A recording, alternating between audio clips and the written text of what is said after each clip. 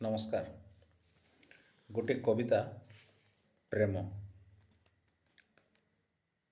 କେବେ କୋଇଲିର କୂଜନ, କେବେ ପଞ୍ଜୁରୀ ଭିତରେ ସ୍ୱାର ରାମ ନାମ, କେବେ ଜ୍ୟେଷ୍ଠର ମୁଷଳ ବାରିଧାରା, ଆଉ କେବେ ଶ୍ରାବଣ ରାତିର ଅଗ୍ନିପାତପଣ, କେବେ ପୁଣି ଉଆଁସ ଦେହରେ ଫୁଲେଇ ଜହ୍ନର ଅଭେଦ୍ୟ ଆକର୍ଷଣ।